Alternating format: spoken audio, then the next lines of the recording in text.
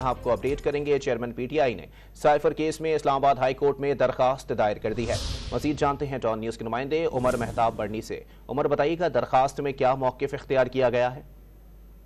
جی دیکھیں، chairman P T I کی جانب سے سائفر کیس میں ضمانت کے لیے اسلام آباد ہائی کورٹ سے رجوع کر لیا گیا ہے اور درخواست جو ہے وہ وکیل سلمان صفدر کے ذریعے دائر کی گئی ہے۔ درخواست میں جو ہے وہ حکومت کو ایڈوکیٹ جنرل اسلام آباد کے ذریعے فریق بنایا گیا ہے، جبکہ منسٹری آف انٹیریئر کے سیکرٹری کو بھی درخواست میں فریق بنایا گیا ہے۔ درخواست میں موقف اپنایا گیا ہے کہ جو سائفر کیس ہے وہ بدنیتی پر مبنی بنایا گیا اور ایک جھوٹا کیس بنایا گیا ہے، اور چیئرمین پی ٹی آئی کی جو ہے وہ اب انکوائری میں مزید ضرورت نہیں ہے۔ چیئرمین پی ٹی آئی مزید انکوائری کے لیے ایف آئی اے کو مطلوب نہیں ہے، تو ان کی ضمانت سے جو ہے وہ منظور کی جائے، کیونکہ جو لبرٹی ہے وہ ہر شہری کا حق ہے۔